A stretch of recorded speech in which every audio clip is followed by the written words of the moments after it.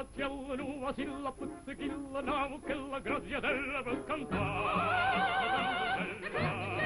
Danella babballa Sadarandella Sadarandella Vista notte ma c'è che sto passando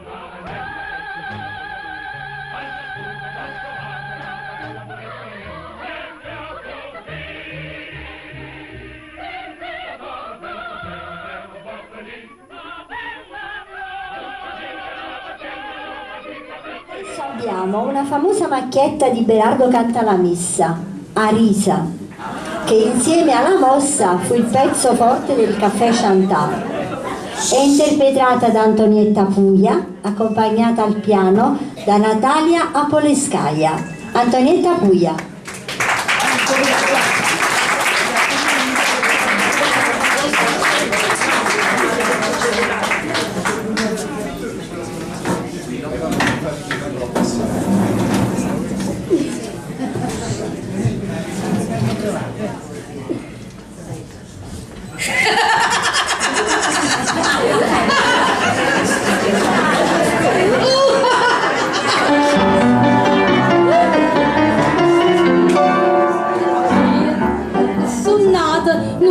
Grossa saia, nullaggia verso maia, vado perché mi sembra piaciuta di stare in allegria, io la malinconia non sa che roba di tutte ride che ce posso fare, non me ne importa se sto a sbagliare.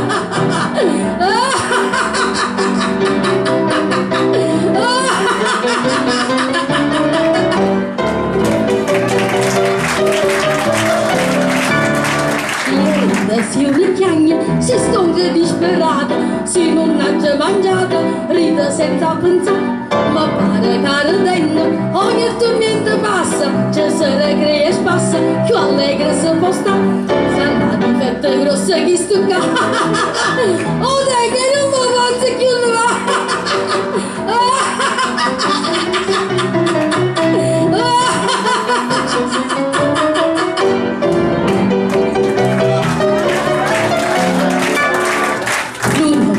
diceva che tutte le faccende facevi serdenne e così voglio fai che stia difetto mia voi voi già lo sapete insieme con me redite che appena vi farà redite mia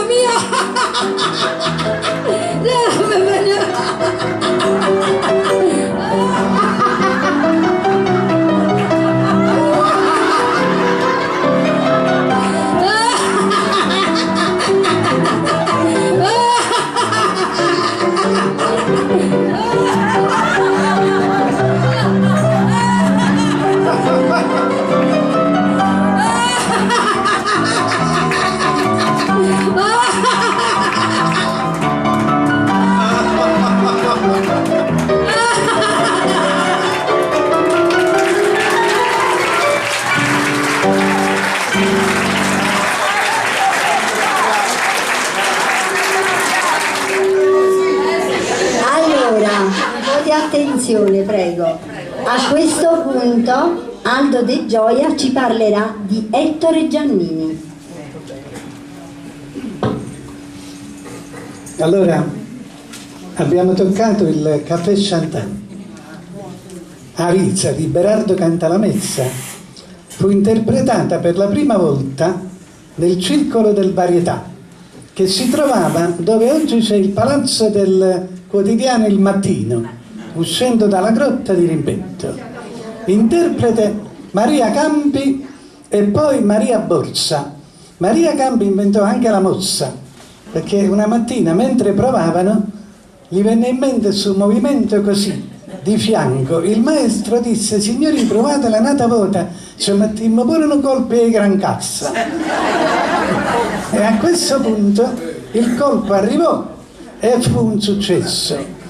Però le due rivali ovviamente si sfidarono a chi riusciva meglio ad ancheggiare, e un pubblico tutto di uomini, tutti maschili, ma la sfida terminò alla pari, per cui fu fatta la pace e tutte e due le cantanti girarono l'Italia facendo Amossa e Arisa. Quindi due pezzi forti che Giannini ben conosceva. Tant'è vero che nel filmato che poi vedremo dopo c'è sta la mossa fatta a quel dio biondo, non come la fanno oggi, che fanno praticamente solo così. Quelli sono un movimento, boom, e poi è difficile la mossa, come è difficile la risa, d'altronde la risata. Ecco perché merita un altro applauso Antonietta Puglia.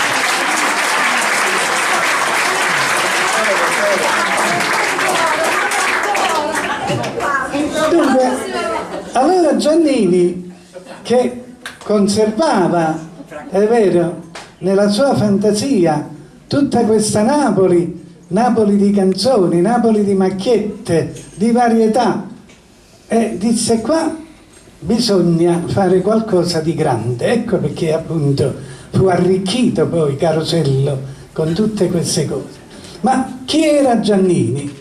Molti sapevano che Giannini era un avvocato, difatti era laureato in legge, ma subito dopo la laurea si iscrisse al centro sperimentale a Roma per la regia e nel giro di 2 anni prese anche là il diploma superiore di regista.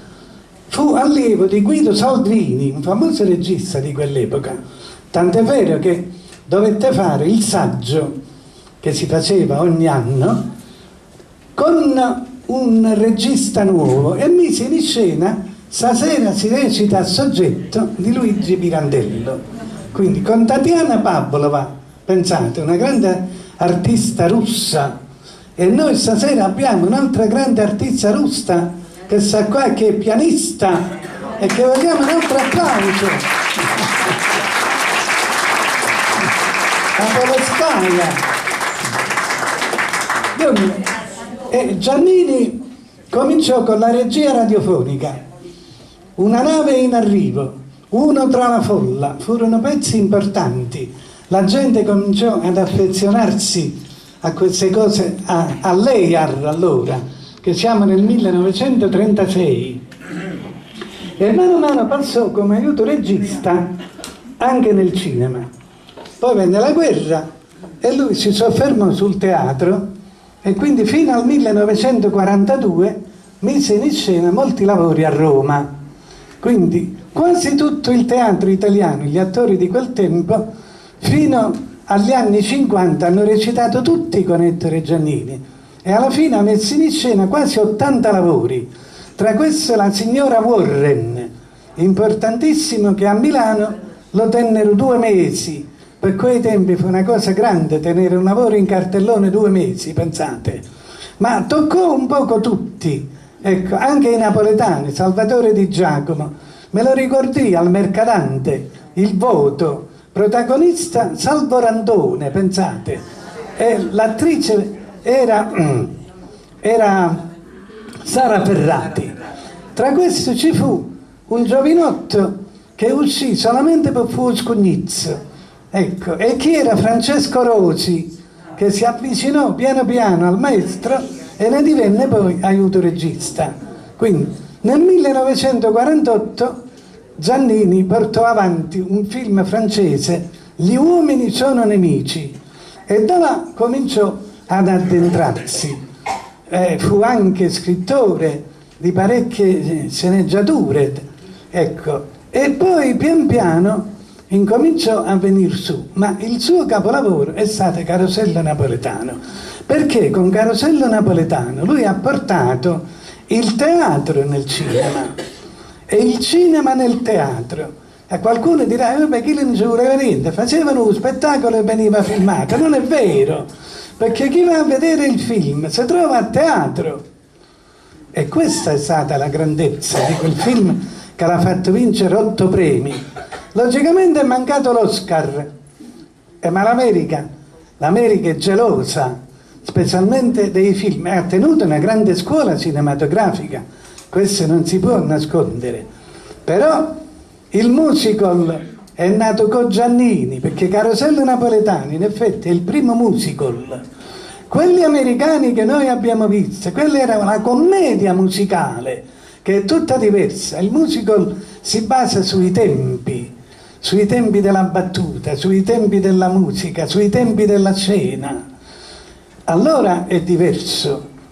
Difatti, se voi qualche volta vi capiterà di vedere, per esempio nel film Carosello Napoletano, quando muore uccisa l'amante di uno dei tre guappi, sapete tutto il popolo napoletano, i vari guappatielle. La scena è stata presa identicamente dal film West Side Story, la copiata da là, la copiata da Giannini. Ma tutto questo non si doveva dire all'epoca, quindi un Oscar sarebbe stato meritato, però è entrato nei primi 100 film della cinematografia mondiale di tutti i tempi, e questo ci può bastare, insomma. Ma la grandezza di questo film qual è? Indipendentemente che può essere varietà, spettacolo, rivista, no, è la napoletanità, perché Giannini è stato capace di mettere in scena la napoletanità di un'anima collettiva del popolo napoletano. Questa è stata la differenza, perché di film napoletani ce ne sono stati tanti, ma nessuno è arrivato a questo livello. Certamente bisogna approfondirsi, perché se uno vede un balletto, vede una cosa, dice vabbè, ma questo no. Provate a misurare il tempo, vedete come cambia. Da una battuta passa addirittura in un altro stadio cinematografico e scenografico, e questo non è facile.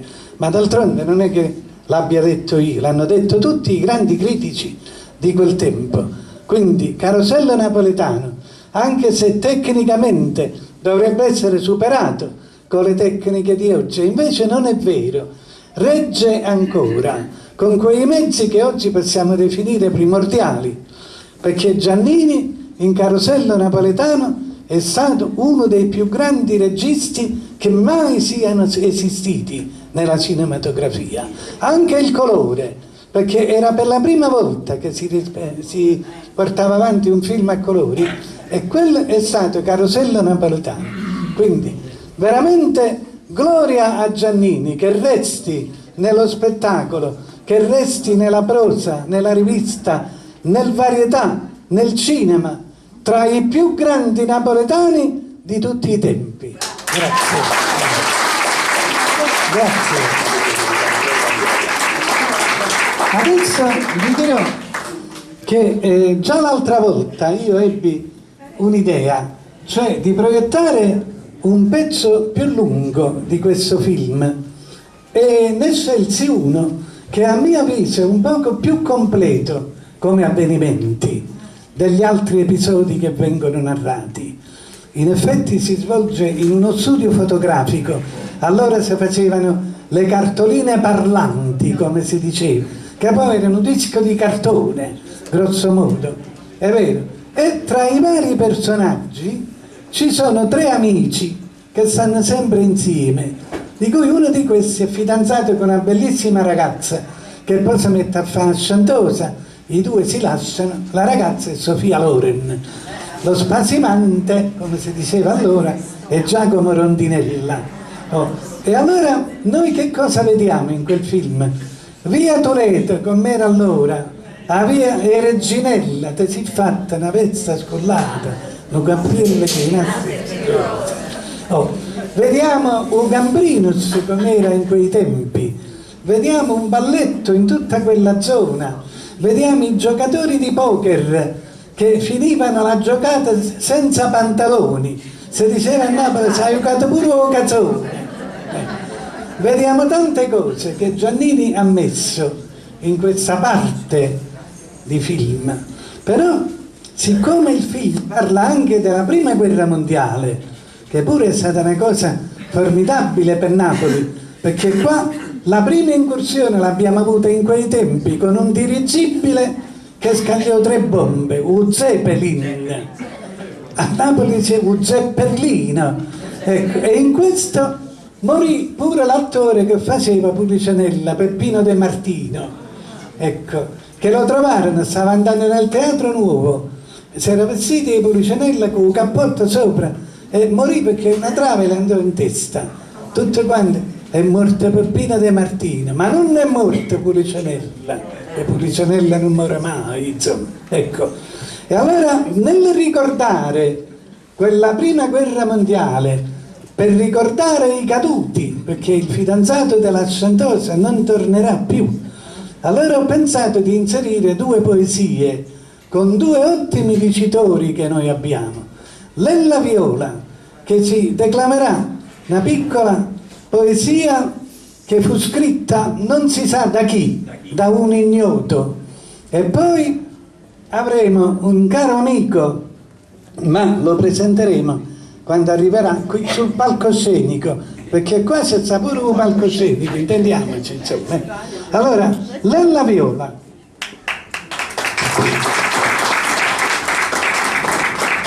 Ai caduti del 15-18 non sono tornati più, caddero al fronte quei giovani soldati d'altri tempi, figli di mamme che li attese in mano, in guerra li immolaste per la patria.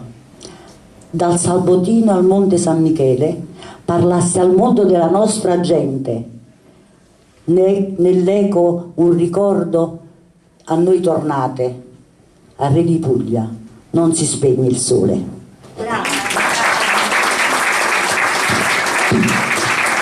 Adesso una poesia di un grande autore napoletano, Roberto Bracco, il quale scrisse anche diverse canzoni. Questa poesia fu musicata da Ernesto De Curtis e divenne la canzone più cantata di quei tempi.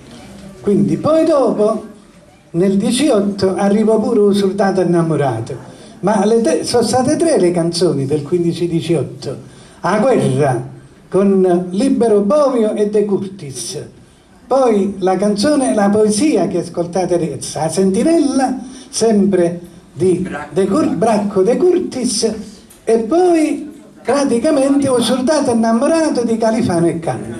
A sentinella. Antonio Giorgio.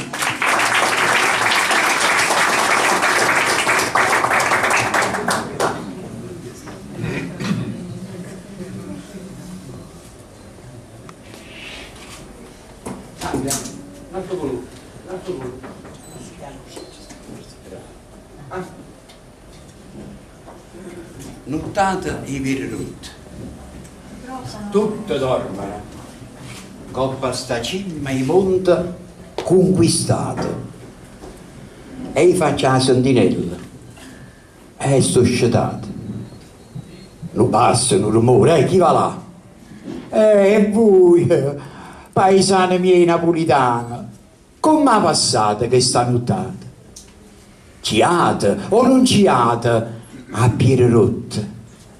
Ci sta chi una canzone canterà? Vorrei che un segnale facesse a Pusillaca per me poter informare. E un'auto tale e quale per dirvi ringrazio io non facessi a capo. Nottate i piedi rotti, che silenzio, pure i cannoni mo si sono addormuti, pure i cannoni mo si sono addormuti. E intanto una voce arriva a sti montagne mute, viene do mare mia per mi chiamare, e a voi napolitani che state a Napoli, sto mare a voi vi chiama sta nottata. Ne tiene sempre barca e marinara, una varchiata va potete fa. Ah, mannata mi ha risposto subito con un segnale. Facete presto, non mi scrivete, a posto può tardare. E poi può essere che non mi trovo. E tu, Carmè? Carmè che senti sbattere o cuore in pietta a me, pure lontana, come io mi sto sentendo sotto la mano. Che fai stanotte? Piagna? Ma perché?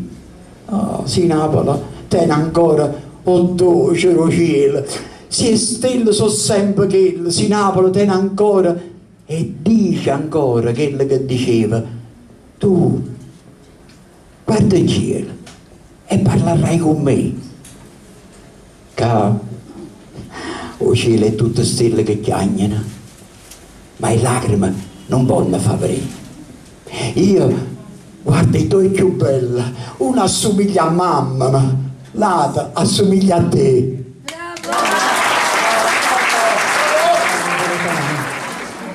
Giannini ci teneva molto per questa scena finale e ogni tanto, perché lui abitava a Massalubrense e là è morto 10 anni fa, aveva 79 anni e ogni tanto si vedeva Carosello Napoletano.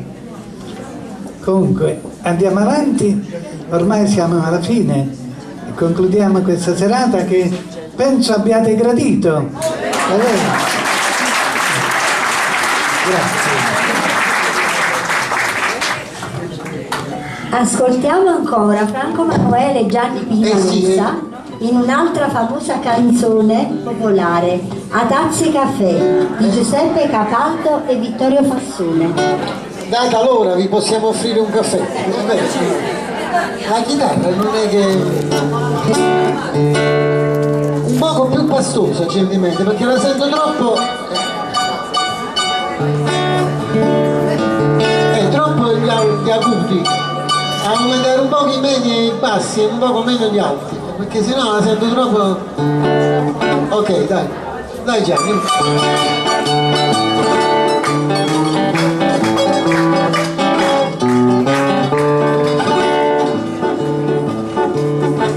Sapeva perché sei impazzita, facile sempre faccia maricciata, come quando è più brutta ma facita, più bella voi che mi va presentata, io poi non so se si va a curcire, ma non si può poi qui da tazze che mi parite, sotto di non zucchero e non papare sì, ma tanto che già girare. E tanto che già girare, con dolce solo la tazza fino a quando mi arriva.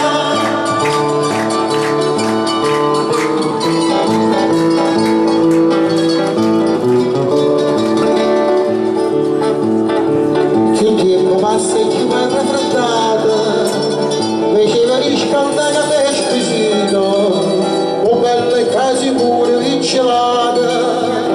Si cadolizzero caffè granite, facendo concorrenza limonata. Ma così modo il principe da tazze che aveva rito, sotto venito zucchero e con la magazine, ma io te la già girare e già avuta, con dolce e con la tazza fino a quando mandare. Scusate.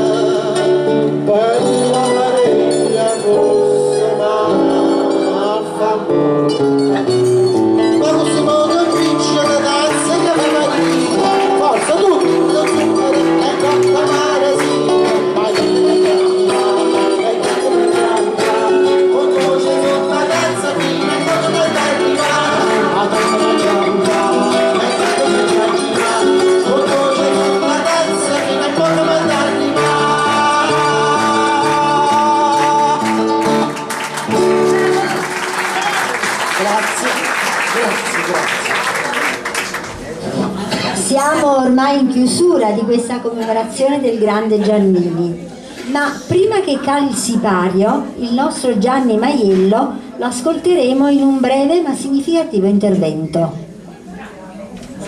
Chi ha trovato il ventaglio? Scusate, un'interruzione. Forse l'ho trovato lì. No, sì. Però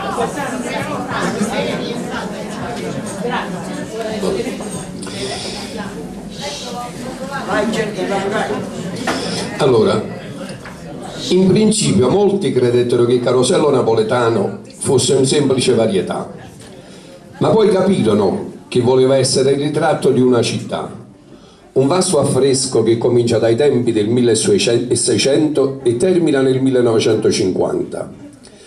Questo film rappresenta l'anima collettiva della più complessa città del mondo. In esso sfilano antichissime tradizioni popolari, invasioni, dominazioni, cornici dell'arte, Pulcinella, Scugnizi, una fantastica pittura fatta di canti e danze della brulicante vita popolare delle strade di Napoli. Una serie di evoluzioni sempre funzionali hanno permesso a Giannini di darci una visione di Napoli prodigiosa nella sua fervente e contraddittoria complessità. Commedia, danza, farsa, rivista, forse niente di tutto ciò, o forse tutto ciò insieme, perché Giannini ha saputo fondere i più disparati elementi artistici per raccontarci usanze, passioni, giochi, vizi e virtù del popolo napoletano.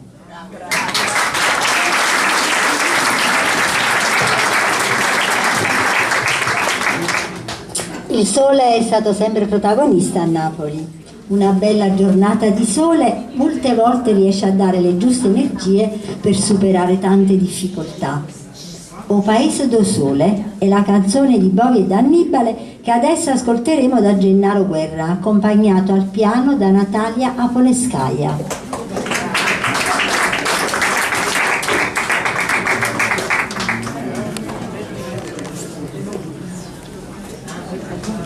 Bravo,